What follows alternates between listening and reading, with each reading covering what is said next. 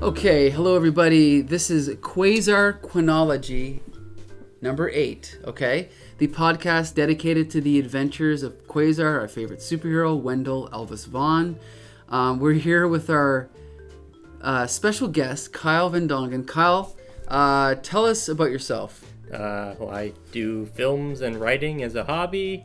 I like science fiction and horror, and I've never really read any comics. Don't know if that's worth saying. Interesting. So before today, give us the grand rundown. What comics have you read, if any? Godzilla in Hell, the complete run. Okay. That's from Dark Horse? Oh, I don't know. It might be Dark Horse. No, Okay. who's doing Godzilla currently? Isn't it? IDW or something? Yeah, IDW, okay, that's there it, you go. I think. Yeah. And aside from that, I think I read one issue of Godzilla vs. the Avengers. You may notice a theme here. Mm-hmm. And something about Alien ones. So your big thing is dinosaurs, Godzilla. That's your main... Yeah, anything with a monster I'm generally into. Okay, perfect. So, obviously I could have given you any of the 15 different storylines that we're covering in this Quasar Qua-Nology Era 1, but I chose the one that did include dinosaurs because you're a big dinosaur Which fan. I appreciate. Of course. So anyway, so we're going to start off. So we're still sort of working out the format of this podcast. And for those of you at home listening, I've been doing a video web series for 14 years, but I have very little experience doing audio podcasts only, or audio only podcasts. So whatever, we're kind of making this up as we go along. But anyway, okay, so Marvel 2-in-1 was a team-up series featuring The Thing and a different guest every issue. You're familiar with The Thing, right? Yes. From Fantastic Four. Right. The 3 motion pictures. And did you ever see the cartoons or anything in the 90s? Or Not Fantastic Four, actually. I didn't even know there was a 90s one, to be honest. Yeah, there was. I think there was. Yeah, I'm pretty sure there was. Anyway, so Marvel 2-in-1, The Thing, and Quasar. Have you ever heard of Quasar before you read this? No, this is my first Quasar experience. And I'll have you know that my nickname at St. Clair College is Quasar. Oh. But we don't need to talk about that. Okay. So here we go. The Thing and Quasar. So this is Marvel 2-in-1 number 73 from March 1981. The title of this story is Pipeline Through Infinity. Before I say anything, I noticed that you have some typed out notes here. Yes. This is incredibly detailed. This is about 6,000 times more detailed than the notes that I have for this comic. Well, a large chunk of this, these are large paragraphs, is because I didn't realize I'd have the comic in front of me necessarily. So it's like I want to be able just to read this and know exactly what I'm talking about in these notes.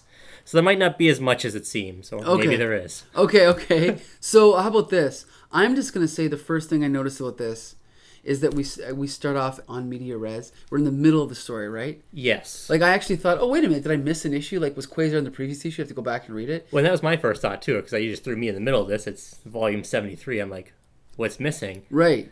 What's interesting, though, about this is I was writing that note, because I was writing notes as I went along. My first note was, oh, this is interesting. We start in the middle of a scenario.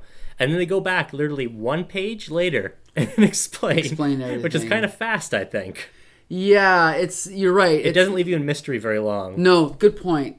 I mean, obviously, it's the fact that it was more. It's a more interesting part of the story to show them in space than to show them just, walking along. Start in the subway here. Yeah, but it's still a little bit. I don't want to say it's like forced, but it's a little bit ridiculous. I mean, if anything, they could have started out the story and had, say, 1 or 2 pages of just build-up, then had this as the splash page, right? Yeah, and I even wonder, too, like, they could almost just... It is a flashback, right? So it's not even... Maybe they could just talk about where they were, even. Mm-hmm. I don't know. It's hard to say. Even the dialogue, I noticed when they're in the subway is kind of like that awkward, like, the thing is like, oh, I happen to be here because I was working for you, remember? Yes. It's like, well... Yes. Obviously, Quasar would know this. Mm-hmm. It's just it's for our benefit. Sure. Which I guess the whole flashback would be. Yeah, like, stow it, pal. After all, I was working on the security squad for a couple of weeks at Pegasus. I got a stake in this, too.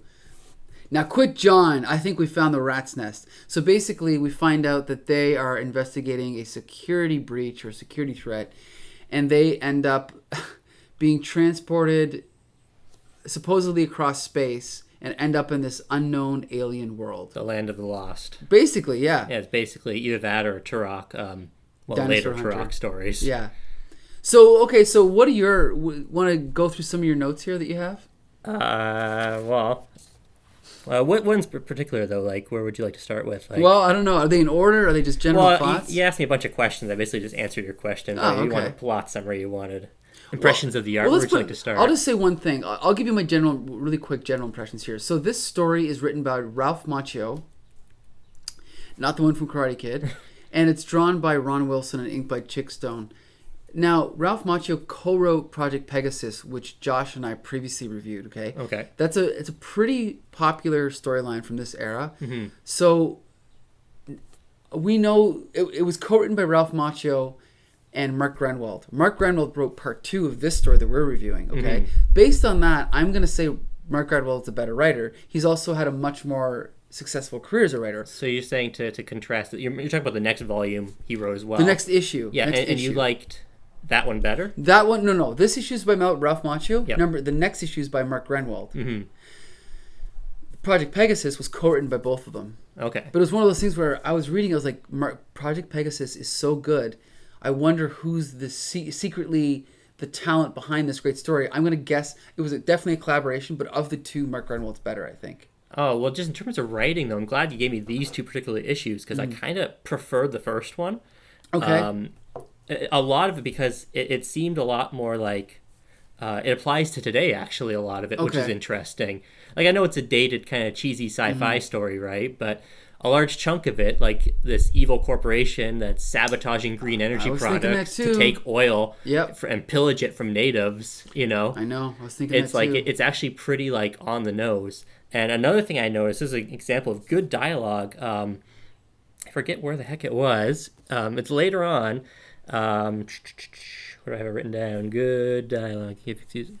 Yeah, so the best dialogue is on page 9 when basically Quasar notes, I guess to himself, but dinosaurs never lived alongside man, which is an interesting thing to put in this comic because generally you'll see 10 million years BC or these old caveman movies, and it's just accepted that if you have caveman in your dinosaur story, that's just the way it is. Sure. It's interesting that they'd go the extra mile to explain that this isn't natural. Sure. Right? Yep. It's just very different. Yeah, that's a good point because at this point, some writers might have not even taken the time to bother with that, right? Yeah. But Mark Grenwald, this is Ralph Macchio, but I was going to say Mark Grenwald is known for being very pedantic, I guess you could say, about his scientific facts, which he carried over into Quasar. But I guess that was sort of just the rule of the day at Marvel, maybe, you know? Actually, I'm going to go back and check to see who the editor was. Oh, it was Jim Salicrup. Okay, well, I guess it's just, a step up from your typical sort of Saturday morning cartoon, story. But no, I did notice that too. That was because I sort of just took it at face value when I was reading it. Yeah. It wasn't until he pointed it out like, that it was of course there's cavemen and dinosaurs. Yeah, of course. Like, You just accept it. it. But then when he pointed it out, you're like, oh, well, whoa, hold on. We are in reality. Okay. Which then again puts it like it's not the past, it's not prehistoric world. It is the land of the lost where future, past, and present meet. And right. They add the now there's almost a mechanized aspect to it with was it the Roxon Company? Sure. And you know what? I should point out that when I said that I thought Mark Graham was better, I thought his plotting was better, but I thought that the prose in this issue was actually really good, and it made me really miss these older comics the way they were written, right? They hunch like Neanderthals, but speak in a tongue of surprising sophistication. Large, clumsy hands lift the sprawled figure gently onto a crude sling, remarkably gentle. I mean... And I like that writing, right? But as you told me to look out for examples of story told visually, which is, I guess, what comics should be. I found in this particular spot you're actually looking at... that description's almost superfluous because the visuals tell it perfectly, almost to the point where you don't need to have any words, right? I particularly like the panel where they're silhouetted with him on the gurney. That's really good art. Like, to me, I tend to lean towards newer comic art because I like atmosphere and color and lighting, whereas I find all the old stuff's more flat, which is fine. Some people prefer that, but to me, like, panels like that it's like the perfect medium of what I like about new art and old art combined. Also, along the lines of visual storytelling, I don't think we need to be told that the large cave at the bottom of the page is the leader's den. It has horns on it. It's different. Sure. I guess it's one of those things where the narration isn't necessarily adding information you don't know, but it's adding context, I think. Like the fact that he says, what is it, domicile? The domicile of the tribe's chief, who, like many rulers, adorns his dwelling in to distinguish himself from others. It's one of those things where you could piece that together yourself, but that is the way that a book would do it, right? Like a novel could just describe what the cave looks like, but giving it the context of like other rulers. Well, and that's the thing about fiction writing, is you're supposed to show, not tell, right? So if I was to write a novel about this scene, or sorry, in my novel I have a chapter about this, I would maybe describe, a good book would describe this location as opposed to the other dens, may compare them. Sure. And then leave it to the reader to infer this is where the leader lives.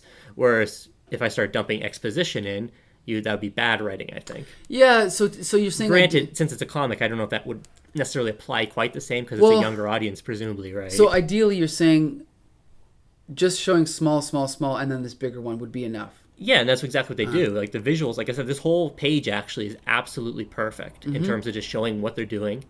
The only thing that you wouldn't actually get across with the pictures is their whispering or whatever it says. Yeah, but speaking of tongue of surprising sophistication... Yeah. They couldn't really convey that without the text, so that seems like it's necessary. Well, the thing I like is, I mean, ideally they would maybe use a little bit more variety in the angles, but, and by the way, we're talking about page 8 here. I like how they're sort of above them here. Then we move back a little bit further to show the context of the trees around them. Then we move to a different angle farther away. They're kind of walking by. Then to a different angle here. I don't know. There's definitely like movement in all the panels, right? Yeah, you see different steps of what are happening. It's like they're gathered around, they're lifting him onto the gurney or whatever. They're transporting him. It's pretty good that way, actually. And actually, this next page here, page 9, it has, to me, a very Kirby feel to it. You probably don't know who Jack Kirby is, but he basically invented the Marvel style of art that all these artists at this time followed. And this panel in particular, panel 3 on page 9, which is digital 9 as well, is absolutely pure Kirby. Just the way his face is rendered, Quasar's face here, I just think it's excellent. You know, and again, you're talking about the visuals here. We see him sitting on the throne. We see him sort of down. They're all standing around. Pull back to a wider angle, then cut into like a nice close shot. It's just really nice art. Very cinematic. Right, exactly. Especially the bowing frame, where that's exactly how you'd frame in a film, too, to keep him lower because he's showing humility. Right. As a hero should. Yep. Now, since we're on this page, though, the very bottom right, I don't know how much I should harp on coloring of these old books. Sure. But, like, this shot of all these dinosaurs is absolutely atrocious because they're all just colored green. Yeah. Whereas later on, I think it's not too far from here, there is just great coloring. Is it page 14? Yes. Okay. Page 14. That is an example of what I would consider good dinosaur coloring. Each of them have like multiple tones to them, with more texture, even maybe more detail because it's a closer shot. It's also one of my favorite frames. It's just so, I guess you'd say, comic booky, pulpy. Like he's literally got like reins holding the T-Rex, and like, that's just great stuff. Well, you know what? It's funny because with Marvel Comics at this time, unfortunately, even if the writing's good and the art is and the pencils are good and the inking is good, a lot of times the coloring will be the weakest part of the book, and that's not an insult to colorists out there. But if they're going to cut corners, that's usually the last step, right? Yeah, so I could tell that. Yeah, so it's like, okay, let's just color everybody gray. And I remember growing up reading Transformers comics so often. It's like, okay, just make everybody blue or everybody red. And who's who at that point? God, it's so frustrating. Yeah, just like, come on. It's just... And I know that at the time, coloring was a painstaking process. Like, the way that they reproduced color, we're not going to go into it, but it was like, it would involve like plates and, you know, one red plate, one blue plate, and blah, blah, blah. And they cut things out sometimes. I don't know. I don't have no idea how it worked. I just know that it wasn't as simple as Photoshop. Well, and yeah, there's obviously a trick to it too, though, because again, this next page we're looking at here, the top frame is another one I like, and technically the dinosaurs are going back to being all green, but because there's so many different colors, like the sky is a nice red, purple, the vehicles are yellow, but they're all simple colors, but because each thing has its own color, each thing sticks out more. Yeah. And there's just a lot to take in this frame too, like so much stuff happening. Yeah, and it's funny because I'm not overly familiar with Ron Wilson, but I'm actually, and I don't think this is great art, but I'm surprised how good it is. Like it's appealing art. I wouldn't say good, but it's fun to look at. And also it tells a story, like you said. Yeah. There are artists who worked at Marvel this time. I guess the most famous one would be Herb Trimpe, who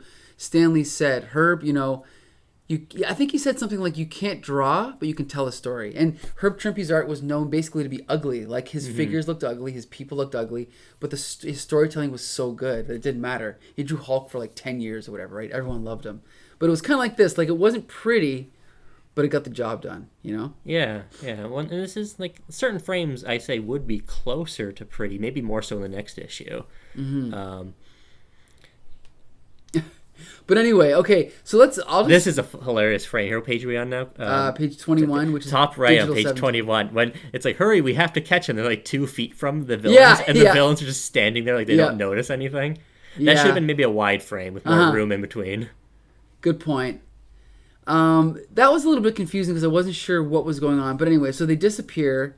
Well, in general, plot-wise, I was with this issue all the way until they get basically trapped in this lost world. And I struggle to understand how they get out of this situation. Because it looks to me like they're controlled, because basically these oil pipelines are cut between dimensions. Yes. And Quasar figures he can manipulate them from this side, which boggles the mind that these control panels work through dimensions, but then, without the device. Because for the readers, the listeners, sorry, if you haven't followed this, the device has been taken at this point, so they're trapped here. And I have no idea how why, if this is something he could do, why would the villain even think for a second they were stuck here? Okay. What creativity does he use to I don't understand it. The creativity of Quasar? Yeah, it seems like he's solving the problem. And I kind of understand. Like later on, when they have to jump in the tubes, he uses his power to protect them from the oil. Yes. That I understand. That's clever. That's cool. It's visual. But whatever he's doing to escape this world makes zero sense to me. Anyway. Well, that's later. We'll get to that later, right? Yeah. But I actually, before we get to the end of the story, I don't really have many notes, as you can see. The only thing we've already talked about that. I just want to talk about some good dialogue that I noticed. It was on page 12. Just a minute here. Actually, we were almost at the end there, but I just want to talk about this. I love this. The bad guy's got him captured, and he's trying to get him to help him out. So the thing says, so that's why you went through this lecture, huh? Mister, your rotten outfit almost killed me and everybody else at Pegasus. Now you got the gall to ask if I want to join you? I ain't interested. So the bad guy says, suit yourself. If you reconsider any time in the next 30 seconds or so, my men will inform me. If not, you're a dead man. What a great threat. Like almost a James Bondian level. Definitely, yeah. That part I like, but everything leading up to it, I think that is actually kind of bad storytelling, because they're looking for an example for exposition. Sure. On this very loose reasoning that he thinks maybe the Thing will help him. But I assume this guy knows something about the Thing as a hero, and why would the Thing ever turn to evil so easily? So it's really just there for our benefit, and they're like, oh, here's a clever way for him to tell his evil plan without it seeming like he's just telling his evil plan for the sake of it. Sure. And I guess this could have worked if there was more of a reason for him to assume the Thing would want to help him, right? Or some established motivation, even beyond helping him, something maybe the Thing needs. Sure. But it doesn't do it at all.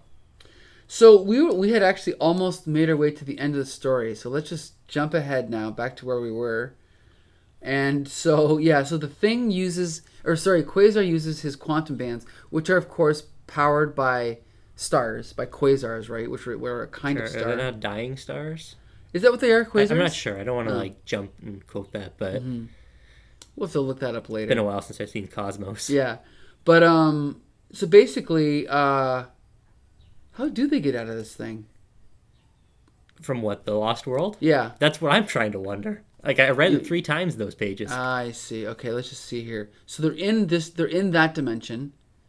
And remember, the villain, their Pitman or whatever, he steals basically the weapon that allows them to move between dimensions. Okay. But the tubes are still there. Half in our dimension, half in theirs. So it says here, all we got to do is follow the oil and it's home sweet home. So we see that the oil's coming out. Well, we get that part. That's clear. It's slightly above that, where Quasar is manipulating the controls. What's he saying here? With luck, I'll have gotten the coordinates right, and the adapters should reappear exactly where I want them to. He's looking at a screen here. Yes, I get that. Okay. Nth headquarters in Manhattan, and here they are. The viewer picked them up. All right, Ben, hit the valve again. Okay, so it's either exactly what I think it is, and the villain's just really stupid, or I'm missing something, because if the villain just left these means here for them to just jump through these tubes. Yeah, I think the villain's just really stupid. Okay. Yeah, because you're right. Other than him protecting themselves, there's nothing that they did other than just riding the oil out to the other, back to our dimension. And even without the protecting, like, assuming, there's controls to, like, move the oil to different dimensions, there's probably also controls to stop the oil in this dimension, so they probably don't even need to do that. Good like, point. maybe I'm writing for them at this point, I Sure. don't know, but it just seems kind of like a very forced suspense sequence, I guess. Like, Sure. it's not really much of a problem. Yeah, good point. It was a minor obstacle and they overcame it. And it had so much, like, to be stuck in another dimension, there's a lot more you could do with that, but I think they're more interested in doing this big brawl out back in the refinery, or whatever you'd call it.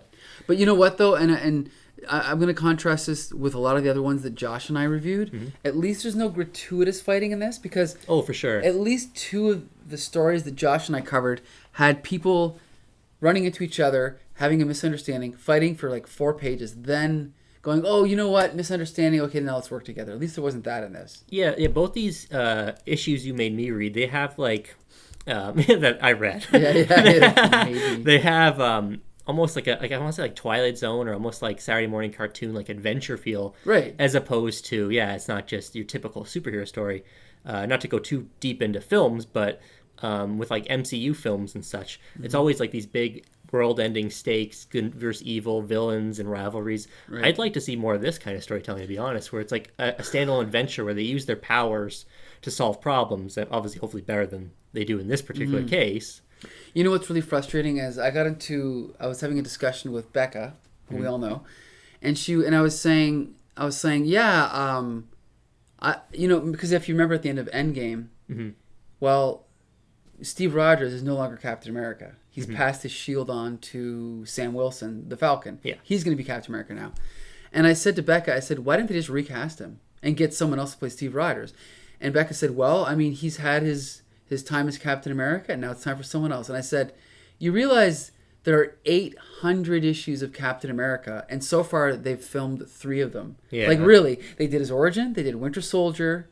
Winter Soldier was maybe a year-long story, and they did Civil War, which was not even Captain America, but that was like 7 issues. There's hundreds of other Captain America stories they could do, right? It'd be like if Fantastic Four, if they did the origin, they did Galactus, and they did one more, and then, okay, no more thing, no more... But Well, then I mean, it's kind of like if they killed Doctor Doom in the first movie, he's like their nemesis, as far Sure, as I know. it's like the Joker. There's so Yeah. many Joker stories they could tell, right? And even here, it's like, here's a Thing story that they're never going to turn to a movie, but it'd make a good episode of a TV show, right? Yeah, like, you think with the whole new streaming series, they maybe tackle more stories like this, hopefully. I don't know if they will, but... Probably not. They'll probably write all new original And to be clear, I'm not saying this particular story is so great they should do it. Just this kind of story, yeah. exactly. I agree. And including the next one too. Is again like that one felt very, without getting too deep, very Twilight Zone almost, Sure. right? Now, did you have any more notes you want to talk about with this story before we move forward? There's just like a few frames I like at the beginning when Sure. those what are they called, skimmers are attacking them. Yeah. There's a great shot of Quasar ducking the skimmer. I think it's the next page actually. Yeah, Quasar's ducking the skimmer, and the thing's kind of like doing like a Matrix kind of back Yes. dodge. That's a cool visual. Like it might have flew above Quasar and just in front of the thing, which is again visual storytelling. Yeah, it's smart. You're right. It takes that extra, and that's the key thing about. There's so many modern artists that don't get this. It's not just about how pretty it is or about how detailed it is. It's just the thought of doing that. Well, and there's also like just really good composition in this frame, particularly. They have like they're small for scale to the larger skimmer. They have some of the distance just to fill that empty space. Good point. Yep. And then also, even this panel here we're on page 5. By the way, we should have said that.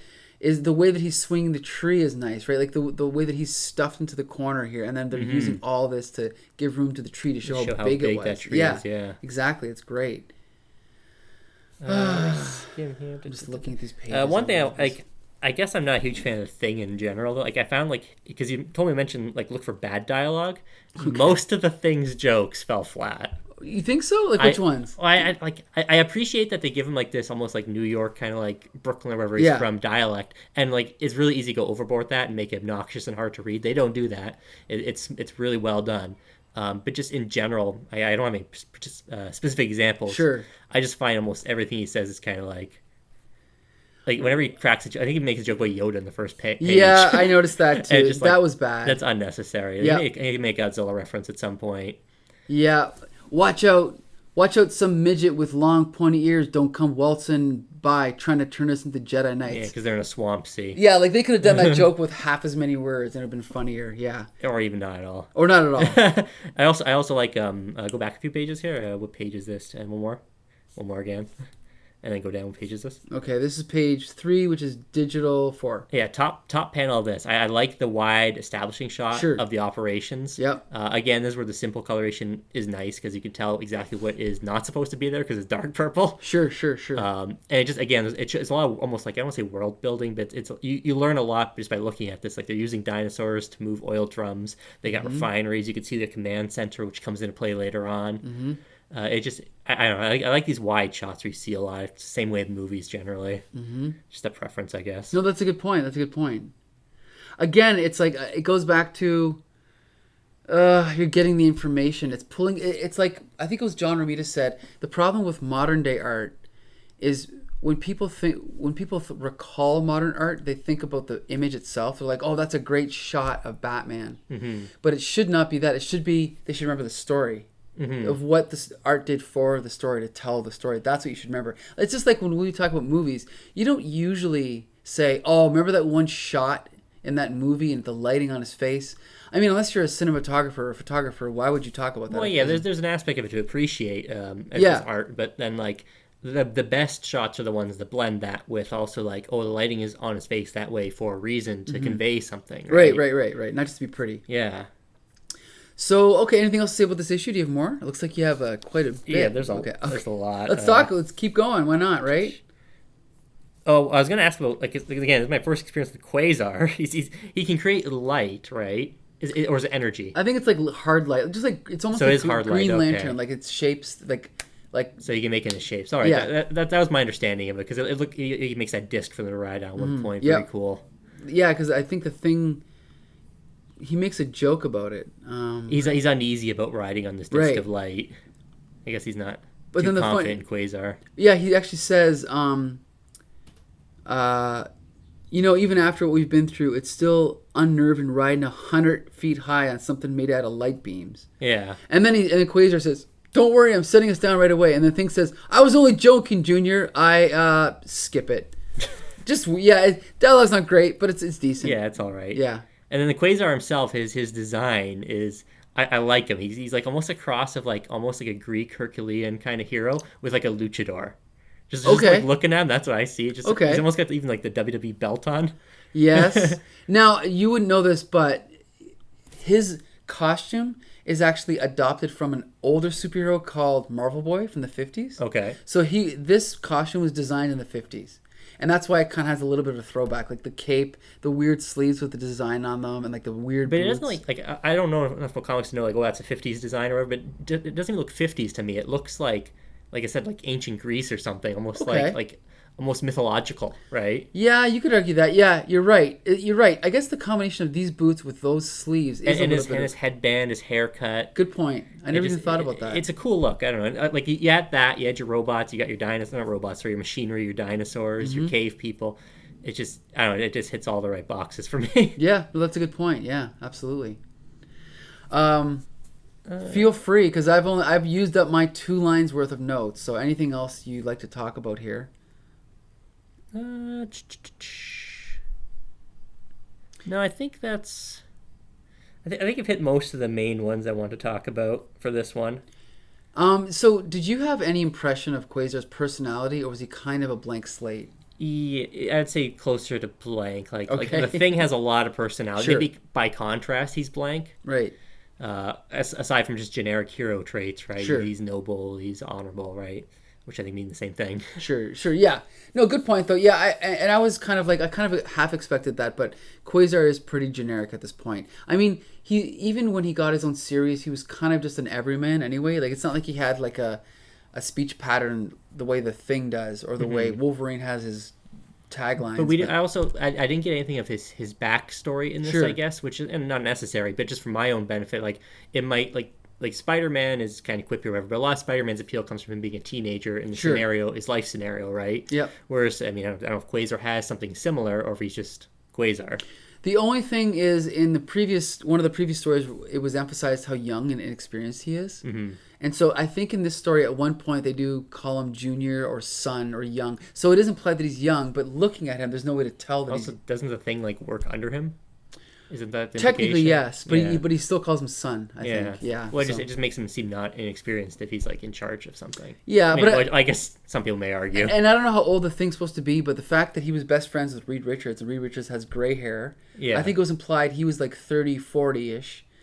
And then Sue Storm was like young, like 18, 19. So it was always like that weird dynamic of the relationship. So I'm going to assume Quasar is like 20, 21, maybe 25, but still much younger than the thing. So, but anyway, let's go on to the second issue. So again, the reason that we're reading, do you want me to pause it? I'm just sorry. pause The new paper's ready here. No, I just gotta grab them. Okay. I think there's just the two. Okay. Oh, and this. Okay, yeah. Okay. All right, good. I just don't want to make the rust. Yep. Okay. Here we are, Quasar Marvel 2-in-1 with the Thing and the Puppet Master. Okay, so here we are on to the next issue. This is Marvel 2-in-1 number 74 from April 1981. At this point, I was 5 years old. I don't know if I'd bought any comics by then, but within a year, I did start reading comics for the first time. And so this is my era.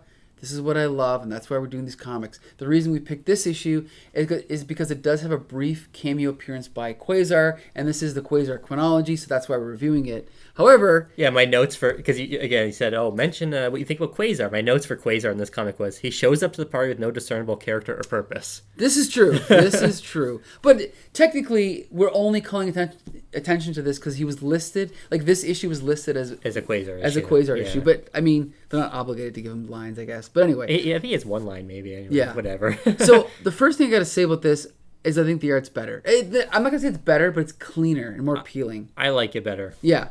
Frank Springer, who I was introduced to through, I think, 1 or 2 issues he did of Transformers. And then I found out he had this, of course, decade career before then. And he's actually a pretty good artist. Not really well known nowadays, but he was a really good artist.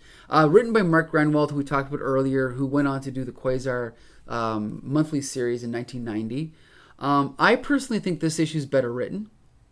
The story, and you know what? I like the premise in this one better too. But I'd argue, but I don't not like it. I just prefer. I think the other one again because it reached to current events more. It just seemed like it had more like value as a piece of art to me. Then this is fun. It's entertaining. It has a nice mystery to it. I don't want to go too deep just yet, but the resolution leaves something to be desired to me. Okay, well, we'll just briefly summarize that. The Fantastic Four are doing Christmas shopping. A very day in the life. Yep, very day in the life. And it is suggested that they write a Christmas card to the Puppet Master. The reason being that the Thing is dating Alicia Masters. Alicia Masters' father is the Puppet Master. Philip Masters. What is his name? I think it's Philip. Philip, look at this. I should have known that. Hold on a second. I'm just making sure we're recording. It's because the initial would be P Master. Okay, right. So anyway, which I think is actually an interesting idea because it just so happens to coincide when he's getting out on parole. So he cooks up the scheme that we don't really know about until later. But he decides to join the Fantastic Four on their Christmas party. And then things get crazy after that because he ends up... Do you want to talk about this? Yeah, well, basically, he has this a radioactive clay he uses to basically exert his will onto people. He's just gotten out of prison. He wants to get back to his evil doings, but he has no clay. He needs to get to the Balkans where he found it. Right. And he figures the way he can do that is to manipulate the Fantastic Four, basically through guilting Reed Richards' son. Right. To letting him, the Thing, and Alicia take the plane to the Balkans. Yes. Where he originally found the clay and can hopefully find more. Mm-hmm. And from there, things get weird. It gets really weird. Very weird. He runs into these giant wooden soldiers in the forest. At this point, I mean... Well, it's important to know he slips out undetected because the thing I like... I complained about the Thing's dialogue in the last issue, but I like it in this because from the start, he's suspicious. Mm-hmm. And I like his little thought bubbles always being like, oh, I don't know, this ain't gonna last, and he knows from the start what's gonna happen. Sure. So he's not surprised when the puppet master slips out. Alicia is. Yep. And then the puppet master vanishes because these soldiers take him, presumably. And then from there, there's a little bit of a mystery of where he went, what's happening, and they're sent towards this wise elder that I think is an old woman, they say, that lives in the mountains. And that's where they lose me. Like, I understand what's happening. I don't know if this has the history. Like, obviously, it mentions they've met this wizard character before, Wizard. What the heck's his name again? Oh, which one? Do you mean the white-haired wizard dude there? Oh, Mordred. Yes. Mordred. That's it. Yeah. And it's also funny because they mentioned in the notes that there's a part where they're talking, and in the notes it says, like the editor puts, most recently in Marvel 2-in-1 Ben and Alicia also met Mordred in number 33, but their memories of it were magically erased. Yeah, did that actually happen? Apparently, yeah, it did happen. Okay. But their memories were erased. It's like, I love it, right? I just wonder if it's like a snide joke, like the writer forgot or Oh, something. no. I think their memories were actually erased. No, I can't prove that, but knowing what I know about comic books, they were probably erased. true, yeah. Now, also, as you're reading the story, and they're introduced to this woman named Bova. Yeah. At what point did you know that was going to lead? Did you know that was going to lead to her? Well, I mean, like when she takes off the hood, it's on her. Yeah. No, but just like It all the bullet, I'm clicked, like, wait a yeah. minute. Okay. I think it's great. And obviously, I've come across this character before, but this is, I think, the first time I've seen one of these characters used in a story. And it was, I thought it was just great the way they slipped it in. I don't know. To me, it's like I don't know much about the value of this character, like outside of this issue, but in this particular story, it kind of only serves to complicate like it's an added complication of information almost, like just because they have to explain why there's a sentient cow, Okay. and they have to mention this grand transmuter or something like that, whatever his name is, and then like the focus should be on Mordred and Puppet Master disappearing. Like those are the two key points, I think. It just is unnecessary. Like there's 3 panels at the bottom of page 12 here. Yep. It's just exposition. Where she explains. Just for my benefit, surely. But you know what? I guess. So what you're saying is this could have been anyone. It didn't have to be Bova. I don't like it. Just could have been a wise old woman who takes care of lost souls. But you know what? This is the rule in the Marvel Universe, okay? This is what I've learned. If you're reading an issue of any random comic and someone in that comic needs a lawyer, guess who they're going to call? Matt Murdock. Oh, okay, that makes sense. You know, if they need anything to do with magic, they're going to call Doctor Strange. But do they need the cow person? No, they don't need the cow person, but it's like, this could be any woman, but it's like, well, who could it be that's already been established in the Marvel Universe? Let's go through our back issues and be like, oh, they're in the Balkans? Well, maybe this other story was established that she was there, so let's use her. But couldn't they just like use this opportunity to create a new character who, like, next time someone, some superhero falls from grace and needs help, they go visit this new character and she comes back a different way? They could. You're totally right, they could, but I don't know. I know what you're saying, but I see no problem with it. It's not like inherently, like, I'm not saying it's awful. I'm just saying it's like that took me out quite a bit right there because this weird thing, there's enough weird stuff going on, and that's completely disconnected from the rest of the weird stuff going on. Yeah, I don't know. I guess the way I took it, like at this point of the story, I felt like I was either in a Hammer horror film or in like a fairy tale. And so the fact that you have definitely fairy tale. You're right about that. Like you have this talking cow woman seems more like a fairy tale. It sort of adds to the feel of a fairy tale, so I didn't mind it. I can see that, I guess. Yeah. And like, the wooden soldiers and I don't know. I really liked it. Like I liked this story because it's so outside of what I usually see in like a Fantastic Four story, because usually it's more science fiction and this is almost more definitely fantasy, magical. Yeah, mystical. I don't know. I really liked it. I love, like, it's weird because I think Chick Stone's a good inker and I think Frank Springer's a great artist, but I've seen his art look better, so I don't know if they're a perfect match, but I do think the art is really good. Well, yeah, I liked like I was talking about the last one, how there wasn't like a lot of atmosphere in a lot of shots, whereas this one, especially really early on when Puppet Master first escapes, or not escapes, he's let out. He's on parole. Like that whole page, those 2 pages in general, like where you see like him being watched from behind bars as he's walking through the rain, the rainy docks, the night light, like the shot of like, I don't know what city this is, in New York or something. I think it's New York. It's just gorgeous. And then even when he gets in his lab, it's still very stark, like yellow lighting. It's like his work light, the hanging puppets. Right. Yeah. And I love, like, this almost feels like Steve Ditko to me, but here we're on page 5. So we see him walking through the street. It's, atmospheric here. Like, looking over his shoulder, opening up the door to his to his old lab, or whatever you want to call it. And I just love how he's this tiny little figure in the middle, but we see everything else, right? It's just been sitting there waiting for him. Well, it's also this, unlike the previous issue, this one just plays with light and shadow a lot more, and that's what's creating that atmosphere, right? And that's like the one you just mentioned, the puppets. That's excellent framing, right? Mm-hmm. Like he's framed within a frame. Good point. Which is just. It just draws your eye to him. Even though he's so small, it draws the eye to him. I also love this trick in older comics where instead of rendering a background, they'll sort of just draw this harsh contrast between the shadow and the light. And we can actually see where it's created here. Yeah, from like a hanging... Yeah, from a hanging light. But I love how here it's just yellow. And then we're back to here, we see the triangle. And then in the bottom here on page 5, we see just that little thing there. But it does add to it because it kind of helps frame him a little bit, right? So it's kind of nice. It also, like, it's in a weird way, it gets rid of dead space by adding... It's like the flattest colors you can imagine, but somehow it does limit the dead space just by having the contrast. Good point. Yeah, good point.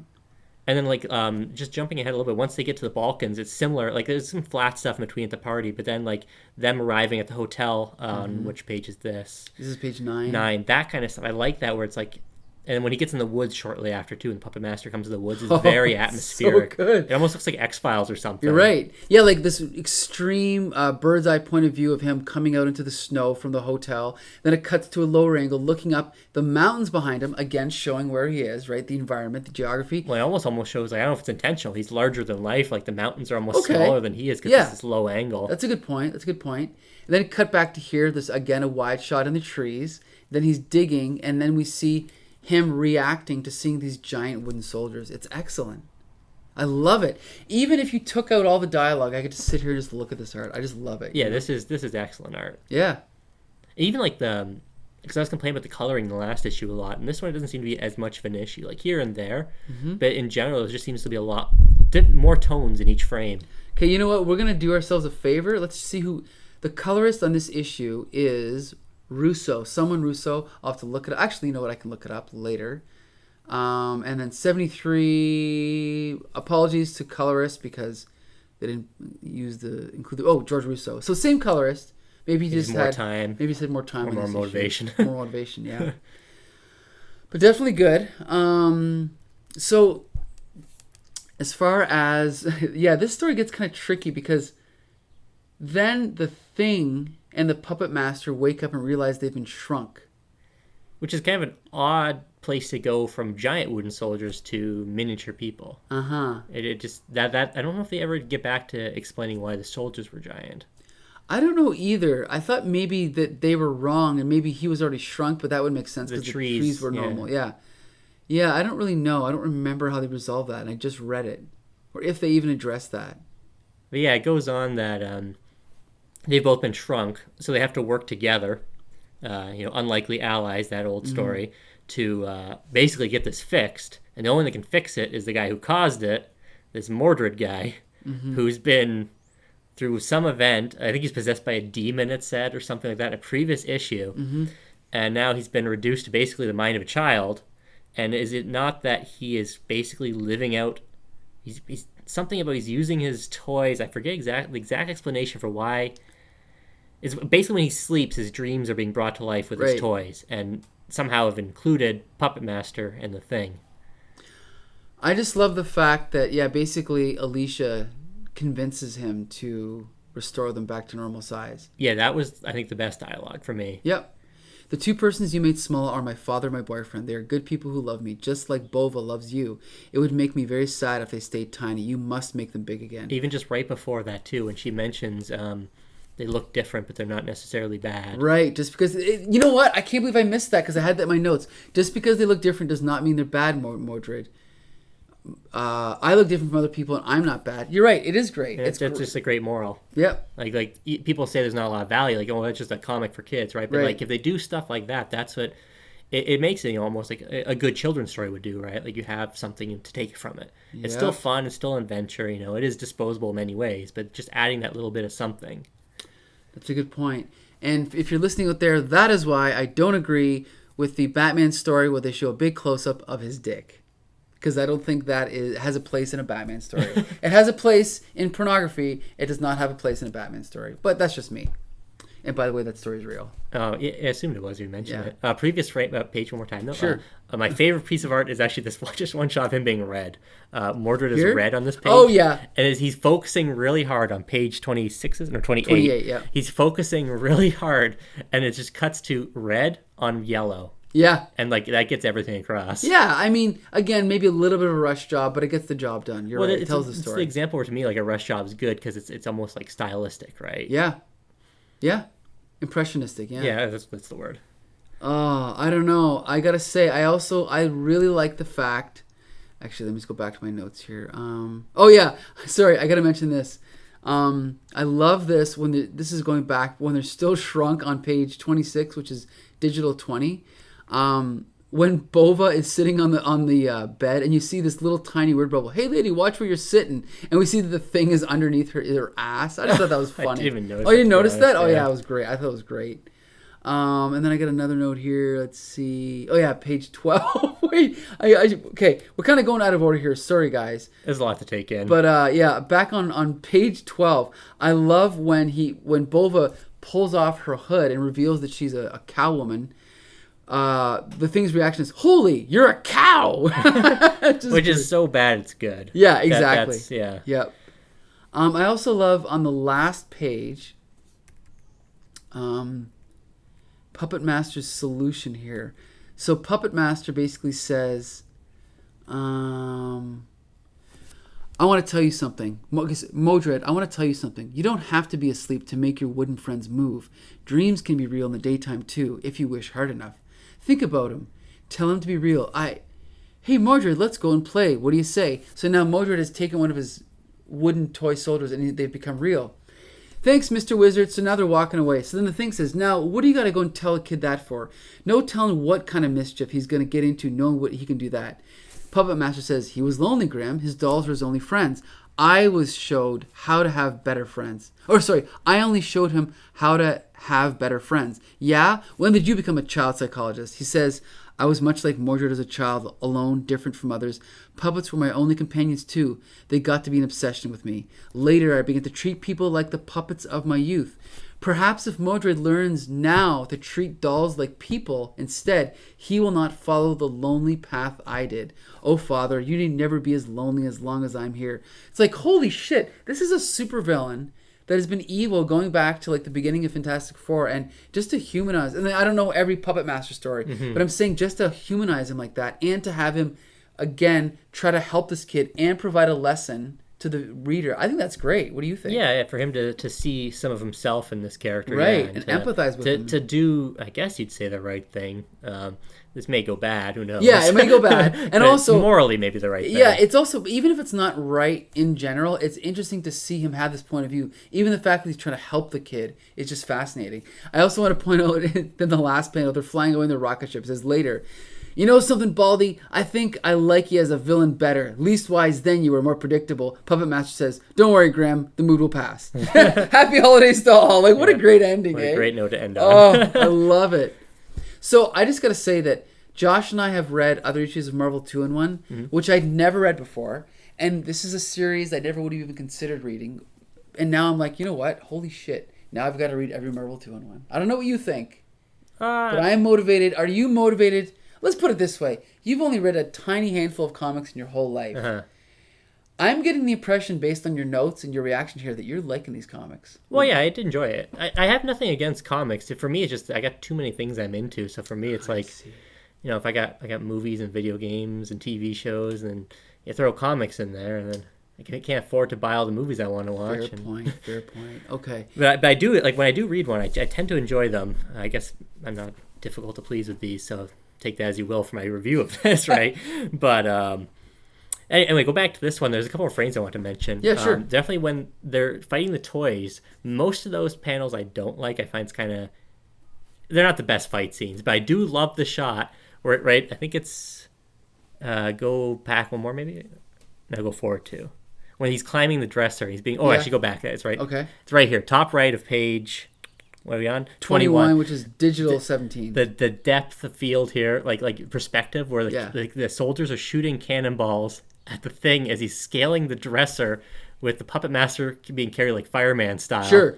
And like they're in the foreground, you can see all the cannonballs next to them, and they're shooting way in the distance. You see exactly how tall the dresser is compared to them, the distance they're firing. It just I like that kind of perspective. Sure, yeah. And then also I think there's a funny line around here somewhere where it's like the thing is like, what page is this on? Examples of.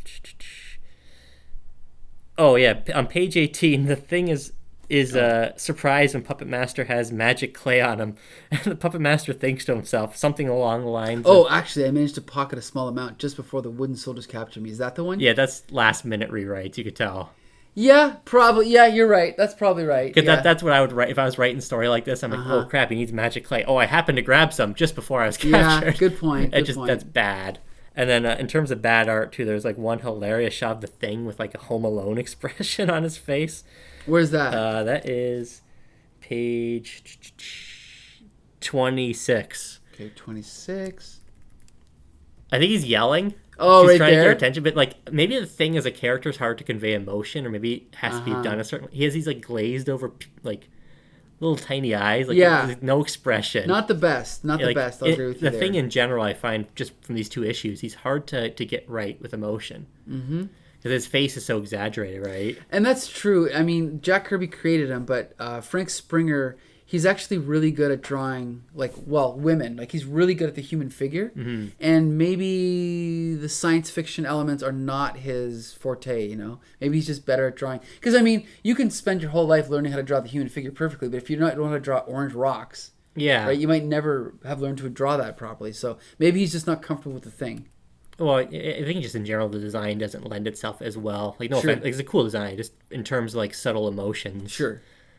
Well, that's not exactly a subtle emotion I pointed out, but just in general, he's not capable of emoting it as much as any of these human. Even Puppet Master has this permanent, like, scowl or grimace on his face, but even he seems to get a little more across. Like, when he is trying to exert his will right here, this page 22, bottom left, like, he somehow gets even more hideous when he's, like, straining himself to use this clay. Sure.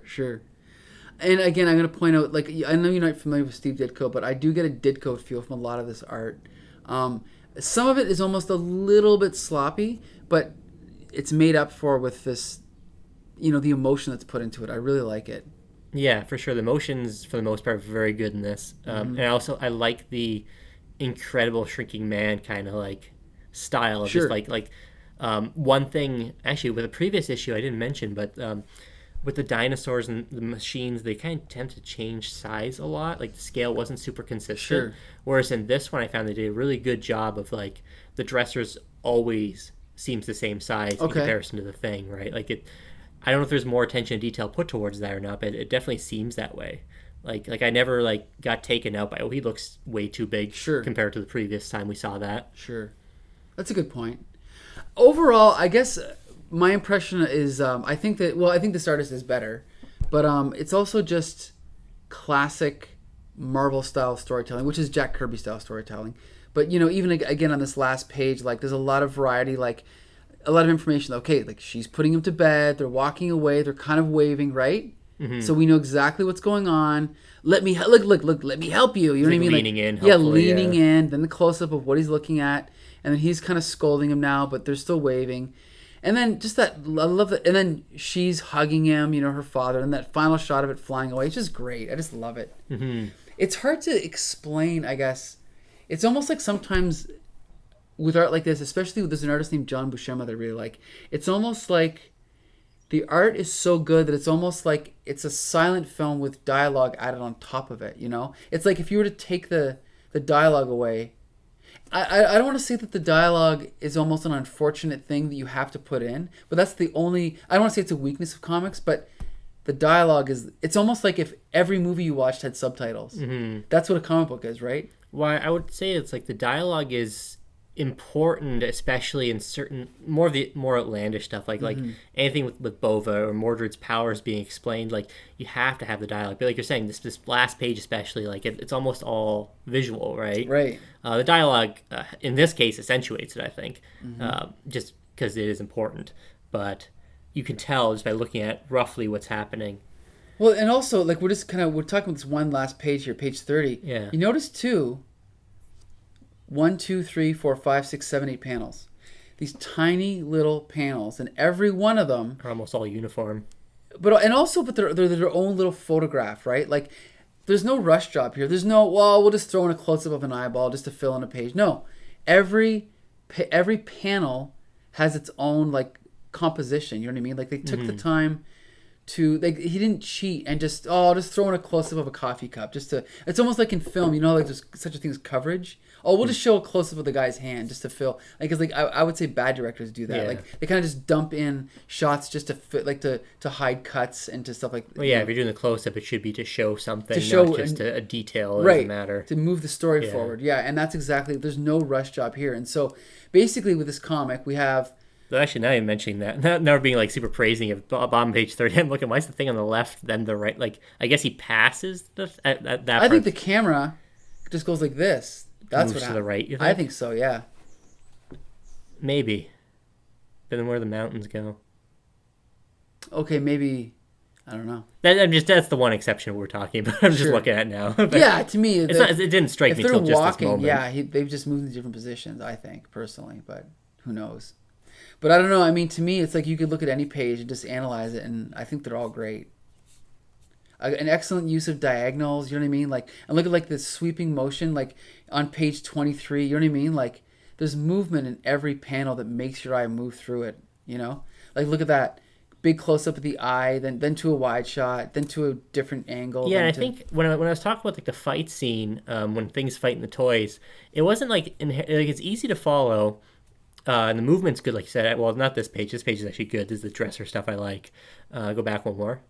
Like this right here. Like, basically this snake comes at the thing. Uh-huh. He grabs the snake, then dodges the spinning top.